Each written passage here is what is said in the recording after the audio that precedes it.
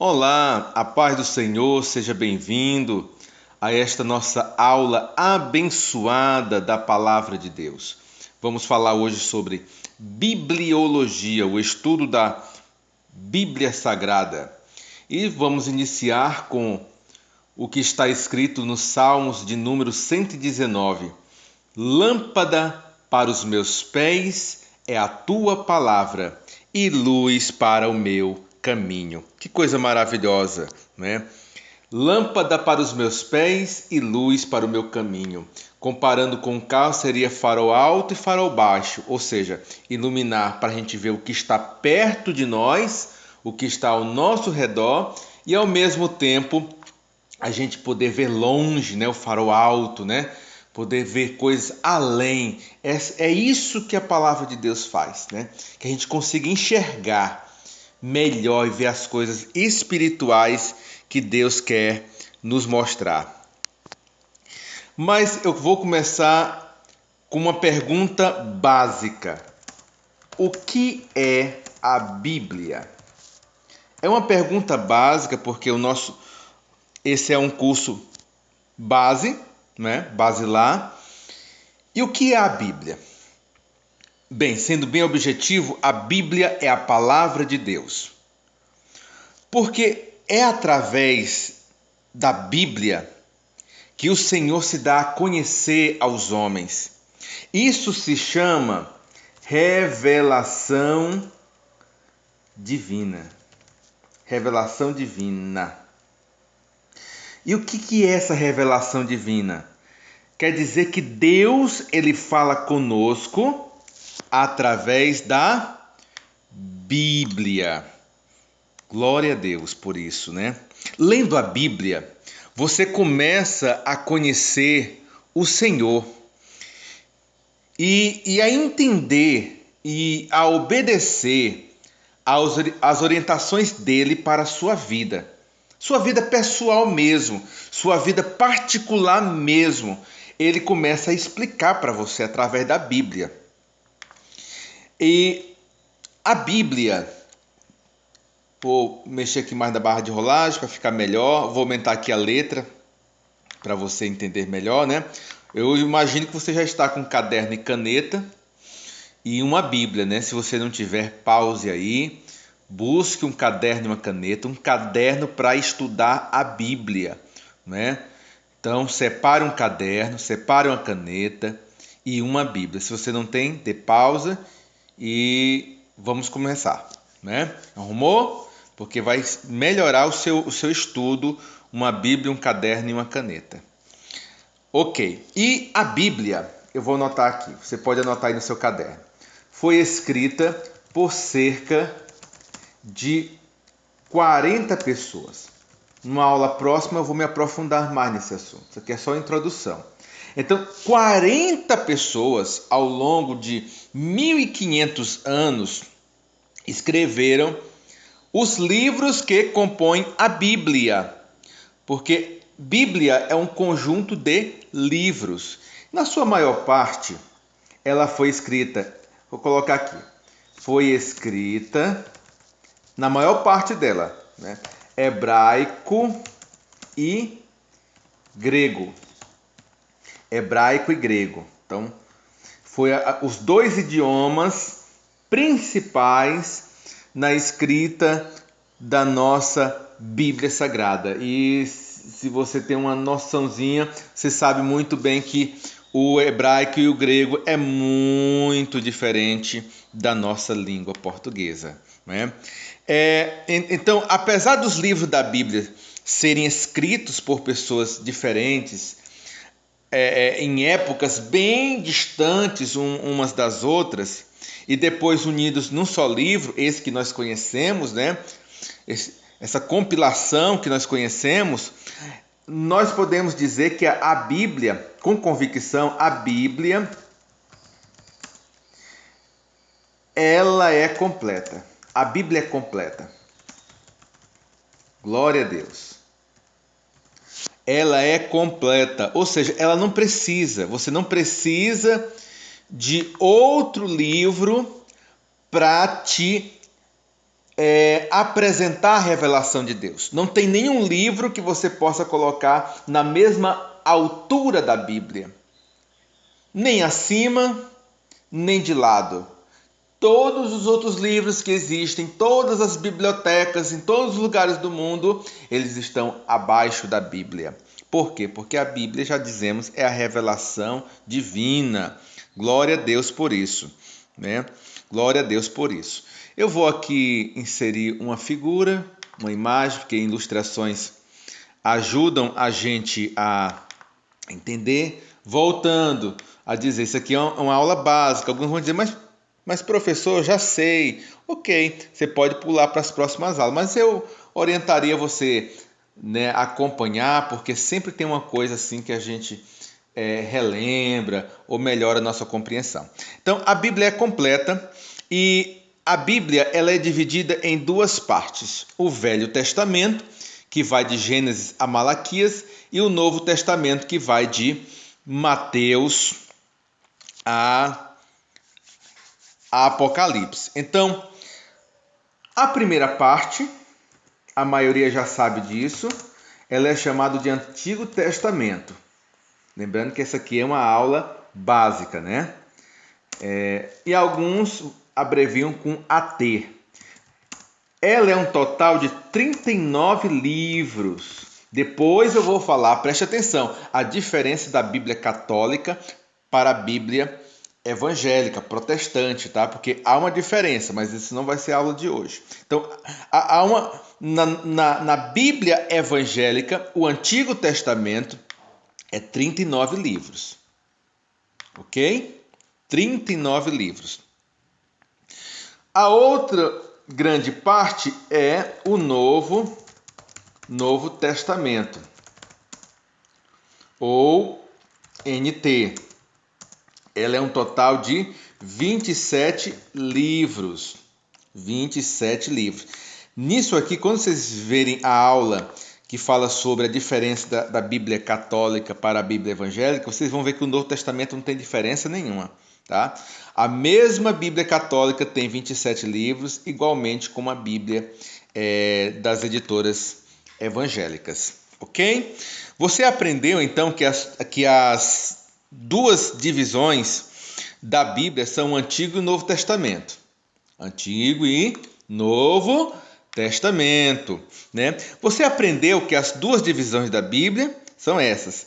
E juntando, se você for somar, né? Somar o Antigo Testamento mais o Novo Testamento, vai dar um total de 66 livros nas Bíblias de editoras protestantes, né? Nós vamos falar isso numa próxima aula. Então dá um total de 66 livros.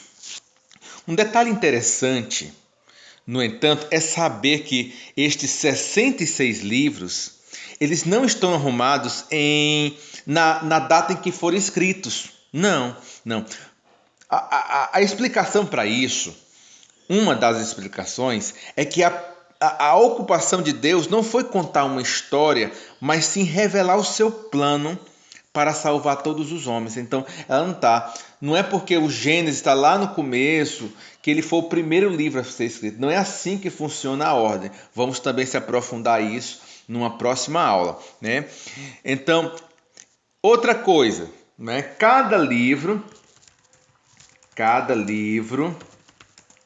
é dividido. Está anotando no seu caderno aí? Espero que sim, isso ajuda muito no aprendizado. Em capítulos e versículos, né? Cada livro é dividido em capítulos e versículos, né? Essa é uma divisão básica para nós memorizarmos, né? Olha aqui, tá? Olha aqui como é, né? Se você abrir sua Bíblia, provavelmente você tem uma impressa, né? E lá na parte de cima tem o nome do livro, no caso aqui está escrito Isaías, né? Esse número maior é o capítulo, né?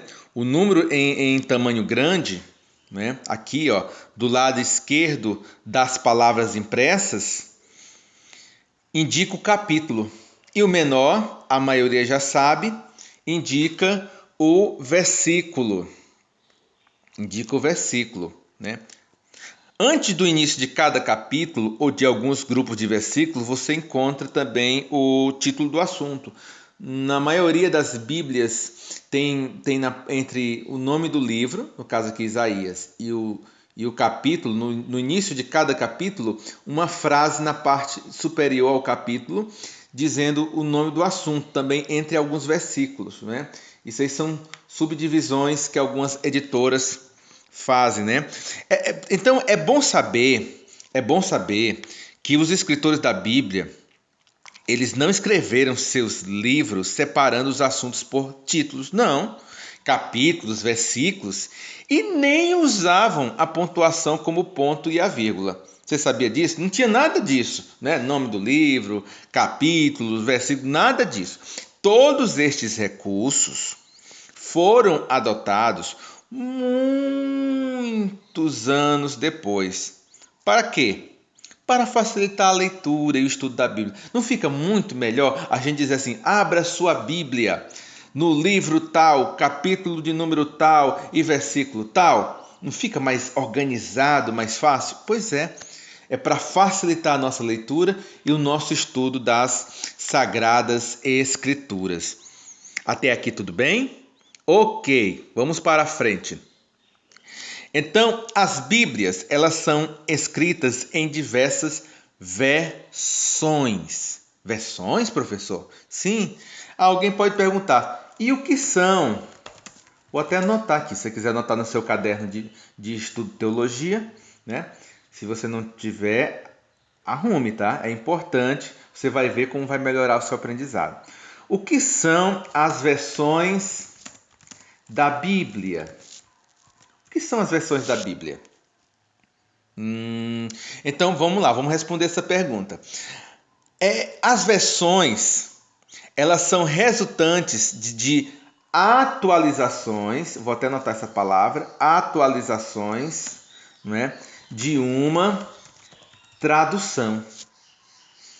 Atualizações. Então as versões são o quê? São atualizações. Do quê? De uma tradução, né? E o que é a tradução? Já que a versão é uma atualização de uma tradução, o que é a tradução? Mas o que é... Vou até anotar isso aqui, né? Vou subir aqui um pouquinho. Imagino que vocês que estão anotando já anotaram essa parte superior. Eu vou escrever aqui embaixo agora, né? Mas o que é uma tradução bíblica? O que é uma tradução bíblica? Né? Já que a versão é uma atualização da tradução, o que é uma tradução bíblica? Bem, a tradução significa passar tudo o que foi escrito de um idioma para o outro. No caso da Bíblia, passou-se tudo que estava escrito. Passou-se o que estava escrito. Lembra quais foram as línguas principais? Escrito no hebraico. Qual foi a outra? A principal do Novo Testamento e o grego. No nosso caso, para o português. Então, isso aqui foi uma tradução. Ok? Concorda comigo? Foi uma tradução do grego, do hebraico e grego para o português. Então, cada versão vai ser uma atualização dessa tradução. É até interessante você saber, nas Bíblias de editoras evangélicas, protestantes, não é? Vou falar em próxima aula, repito, da diferença da Bíblia católica para a evangélica, mas nas editoras evangélicas, a principal tradução é a de João Ferreira de Almeida. Não é de ninguém novo, não. Faz muito tempo que ele viveu, tá? Então é a tradução de João Ferreira de Almeida. Então, até por isso é um dos motivos de ter essas versões, né? Essas atualizações, porque a linguagem de João Ferreira de Almeida é aquele português muito antigo, tá? Que a gente usa a palavra arcaico, né? Antigo. Então, a gente vai mudando a nossa língua portuguesa, então vai tendo novas versões. Dessa tradução, então, João Ferreira de Almeida, existem as versões que apresentam diferenças. Não é diferenças na mensagem, não, tá? É diferença nas palavras, né? Porque se o seu avô, se a sua avó estiver viva, alguns têm até bisavó, né? Bisavô, vocês vão ver que algumas palavras que eles falam, a gente não usa mais no dia a dia, principalmente se for adolescente, né? Somente se for adolescente, você vai ver que o linguajar, a linguagem, a forma de se expressar é diferente. Então, tem as versões até mais novas, com palavras mais usadas no dia a dia, né? Por causa das diferentes versões, é que você escuta as pessoas lerem o mesmo versículo de maneira diferente. Quando fazem isso, por exemplo, juntas em voz alta numa igreja, né? O líder diz assim: abra sua Bíblia no livro tal, capítulo tal, vamos ler, todo mundo junto. Aí leem e as palavras não vão batendo. Por quê? Porque as versões que alguns estão usando são diferentes. Entendeu agora? Ficou mais claro? Glória a Deus. E leitura bíblica. Se estamos falando da Bíblia, não tem como não falar de leitura da Bíblia. Tem que ser algo do dia a dia, sabe? Conscientize de que precisa ler a Bíblia, né? Eu vou até colocar uma imagem aqui que eu encontrei, que eu achei muito interessante, que é essa imagem aqui e um versículo. Olha o que diz a palavra. Foi o próprio Jesus que falou isso que está escrito aí, que você está vendo. Não só de pão vive o homem, mas de toda palavra que sai da boca de Deus. Olha que coisa. Quando a gente lê a palavra de Deus, é algo maravilhoso. A gente revigora a nossa vida. Então você está vendo essa imagem aí? Olha aqui o desenho do pãozinho aqui sobre a Bíblia, porque a Bíblia é o nosso alimento da alma, o nosso alimento também espiritual, né? Todo dia você não tem que comer algum alimento, almoçar, jantar, tomar café. Para quê? Para não morrer de fome, não é? Assim também você precisa se alimentar da palavra de Deus. Escuta isso. Presta bem atenção no que eu vou lhe falar. Ninguém permanecerá vivo espiritualmente se não se alimentar lendo a Bíblia Sagrada. Ninguém. Então guarda isso, você tem que se alimentar. Manuseie a Bíblia. Quando, professor? Manuseie a Bíblia todos os dias. Todos os dias. Todos os dias você tem que comer. Todos os dias também leia a Bíblia. Não basta você ler ela uma vez ou outra, ou só aqueles textos soltos que nem muitas pessoas fazem, né? Aqueles mais conhecidos. Não! Mas também uma coisa muito importante. Antes de ler diariamente, você deve tomar a decisão de estudar a Bíblia toda. Você não pode se focar só num pedacinho da Bíblia, tá? Você tem que se focar em toda a Bíblia. Amém? Glória a Deus. Edificou sua vida essa aula? Glória a Jesus. Muitas outras virão. E então, vamos estudar toda a Bíblia? Fica com Deus e até a próxima aula em nome de Jesus Cristo.